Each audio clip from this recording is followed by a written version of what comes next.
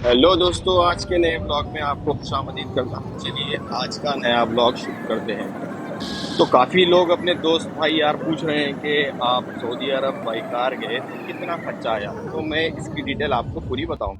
तो दुबई से हम दाखिल हो चुके हैं रियाद में। रियाद में पहले हम 2 दिन रियाद में स्टे करें। उसके बाद में हम कहाँ गए फिर मैं आपको कंटिन्यू ये ब्लॉग में बताऊंगा। ब्लॉग थोड़ा लंबा हो जाएगा मगर आप कंटिन्यू वॉच करते रहिए। सारी डिटेल और कितना खर्चा आया सब कुछ आपको मैं बताऊंगा। तो भाई ये है हयात होटल रियाद की। हम आ चुके हैं अपनी होटल। ये रहा होटल के रूम का व्यू। अब होटल का रूम कैसा था? ये था 1 BHK। इसमें एक छोटा सा हॉल, एक रूम और एक किचन। तो ये रहा हमारा रियाद का होटल। अब आपको ये भी जानना है, ये होटल एक दिन का 550 रियाल चार्ज करते। रात भर के थके हुए थे, 2-3 घंटे 4 घंटे हमने आराम किया। फिर हम निकले रियाद की नाइट लाइफ कैसी रहती देखने के लिए। रियाद तो हमको बहुत पसंद आया। बहुत सारे देखने की चीज़ें हैं रियाद में। और रियाद में बिलखत रियाद सीज़न नाम से एक, जैसा दुबई में ग्लोबल विलेज होता है सेम वैसा ही एक एग्जीबिशन चल रही है। मगर ग्लोबल विलेज बिल्कुल अलग है और रियाद सीजन बिल्कुल अलग है। रियाद सीजन देखने में आप महसूस कर सकते हैं जैसा कि अमेरिका का टाइम स्क्वायर हुआ करता है ना, सेम वैसा ही आप सऊदी अरब में फील कर सकते हैं। तो देखिए ये दुबई की नाइट लाइफ। और आगे आगे मैं आपको बताऊंगा कि सारे चीज़ों में कितना खर्च आता है और आप बाई रोड आने में कितने पैसे लगते हैं, कितने का पेट्रोल लगता है। ये सारी डिटेल मैं आपको ये ब्लॉग में बताते आगे ले चलूंगा। तो चलिए चलेंगे हम लोग रियाद सीजन। ये है रियाद सीजन का एंट्रेंस। अभी आप देखो कैसा महसूस कर रहे हैं आप। मैं अमेरिका में नहीं हूँ, सऊदी अरब में हूँ। ये है सऊदी अरब। भाई मैं मजाक नहीं कर रहा हूँ, मैं सऊदी अरब में हूँ। ये अमेरिका नहीं होता, हकीकत में ये सऊदी अरब ऐसा है फिल वक्त। और सऊदी अरब विजन 2030 पे बिल्कुल दबा के काम कर रहा है। और आने वाले कुछ सालों में सऊदी अरब बिल्कुल अलग नजर आएगा। ये लोग जितनी कोशिश हो सके टूरिस्ट को लाने की उतनी कोशिश कर रहे हैं। अब ये जो आप देख रहे हैं ना, ये क्या है मालूम है? प्रोजेक्टर से ये पहाड़ पे प्रोजेक्टर लगा दिए। एक मुकाम पे थोड़ा सा पानी और एकदम घूमने फिरने के खाने पीने के चीज़ें यहाँ पे मिलती हैं। और यहाँ पे बहुत सारे फैमिलीज आके अपना वक्त गुजारते हुए। हम भी ऐसे ही सफ़र पे निकले थे तो आपको भी बताना था कि सऊदी अरब में फिल वक्त और रियाद में आप कहाँ कहाँ जा सकते हैं। तो ये रहा हमारा रियाद सीज़न के बाद का दूसरा मकाम, जो आप बिल्कुल यहाँ पे भी जा सकते हैं और अपना टाइम स्पेंड कर सकते हैं। तो चलिए फिर मैं आपको रियाद सीजन के दूसरे सेट पे लेके जाता हूँ। अलग अलग सेट बने हुए हैं, जैसा कि ग्लोबल विलेज में पवेलियंस बने होते हैं ना। ये रहा एंट्रेंस के बाद वाला सेशन। देखिए ये वाला बिल्कुल मतलब यहाँ के इस्तकबाल जिस तरह से किया जाता था ना, और अभी भी रॉयल फैमिली में कोई मेहमान आते हैं ना तो उनको इसी तरह इस्तकबाल करते हैं। तो चलिए ऐसे ही हम आगे बढ़ते हुए आपको तीसरा वाला सेशन बताएंगे। अभी ये भी देखने में सेम आप बोलेंगे कि भाई ये बुर्ज खलीफा के सामने भी वाटर शो होता है, तो सेम वैसा ही है। ये वाला इतना बड़ा एलईडी का तो बहुत ज़्यादा बेइंतहा इस्तेमाल किया गया यहाँ पे। और तकरीबन एलईडी से ही काफ़ी शोज होते हैं। तो ये इतना बड़ा एलईडी स्क्रीन लगा है यहाँ पे, देखने के काबिल है। और आगे आगे मतलब एक ही टाइम पे आप घूम भी नहीं सकते। एक ही टाइम पे घूमना है तो बहुत जल्दी आना पड़ेगा आपको। तकरीबन 4-5 बजे के टाइम पे अगर आप आएंगे तो रात में 1-2 बजे तक है पूरा एक्सप्लोर कर सकते हैं। अब अपन थके हुए थे, अपन कहाँ से आ सकते हैं? आए आके होटल में सो गए। उसके बाद में रेडी होके निकले थे कि टाइम हो गया, 8 बज गए पहुँचे पहुँचे थे। तो इस वजह से मैं एक ही दिन में सारा घूम नहीं सका। तो इस वजह से हम लोग रुके रियाद में 2 दिन। फिर दूसरे दिन हम आ गए चौथे सेशन में। ये भी एक एलईडी का ग्लोब बना ये लोग। इतना खूबसूरत और इतना ज़बरदस्त ग्लोब है ये।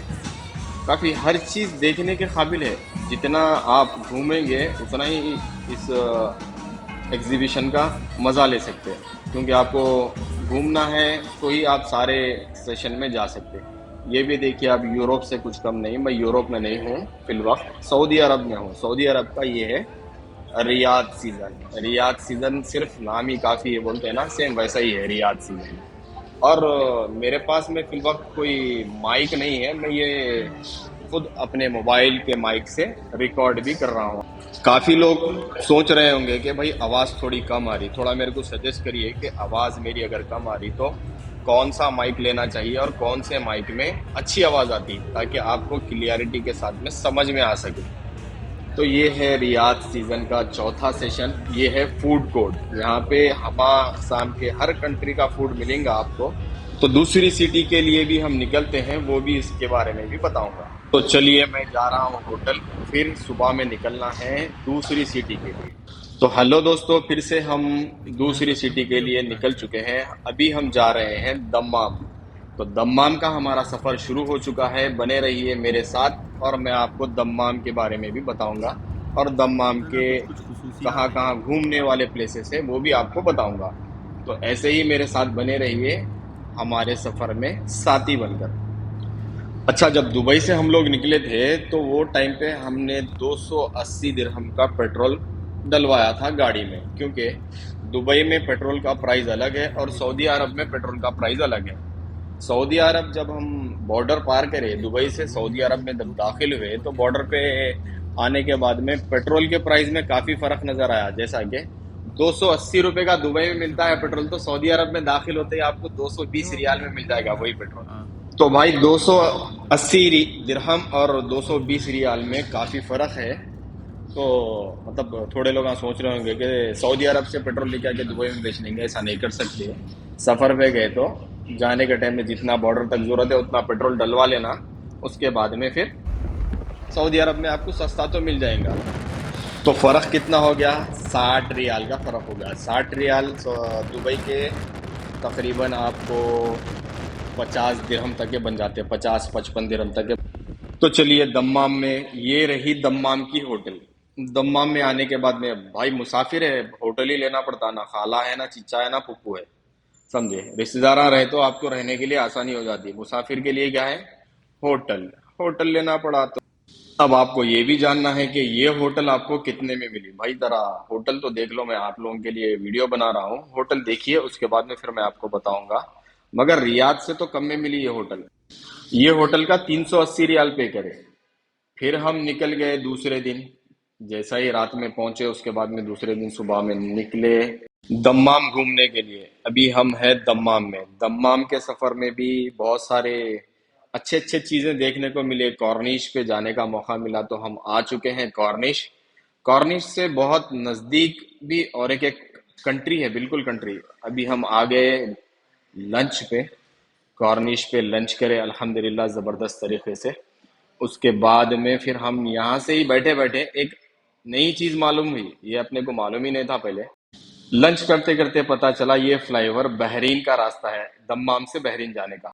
लंच करने के बाद में जैसा बाहर निकले तो मगरिब का वक्त आ गया। यहाँ पे वक्त आपको पता नहीं चलेगा, क्योंकि अपने इंडिया पाकिस्तान बांग्लादेश में जैसे नमाज का वक्त होता है कि मतलब 1:30 1 बजे जोहर, 4 बजे, 4:30, 5 बजे असर, फिर मगरिब तो गुरूब आफ्ताब के साथ में होता है, फिर ईशा का भी एक वक्त मुकर्रर रहता। मगर यहाँ पे 7 बजे के 7:15 ईशा हो जाती। अभी हम हैं दमाम के सड़कों पे, और दमाम के पहली वक्त दमाम गए थे तो दमाम के भी तकरीबन चीज़ें देखने का मौका मिला। अलखोबर के इतनी खूबसूरती है दमाम, अलखोबर। रियाद में तो रियाद सीजन चल रहा, वो तो है ही खूबसूरत। अभी हम वैसे ही देखते देखते दमाम एयरपोर्ट पहुंच गए। ये है दमाम का एयरपोर्ट, बहुत काफ़ी बड़ा एयरपोर्ट है, बहुत ज़बरदस्त एयरपोर्ट है और बहुत बड़ा एयरपोर्ट है। ऐसे ही देखते देखते हम भी निकल चुके हैं। तो चलिए, ये एपिसोड ही बहुत लंबा हो चुका है, मैं और दूसरे एपिसोड में आपको आगे के बारे में बताऊंगा। तो अभी तक के लिए इतना ही है। अपना ख्याल रखिए, और मेरे पेज पे जो लोग नए हैं लाइक कीजिए, शेयर कीजिए और सब्सक्राइब कीजिए ज़रूर। और बेल आइकॉन को प्रेस कर देना, आने वाला ब्लॉग और आने वाले तमाम वीडियोस आपको मिल सके। अपना ख्याल रखना।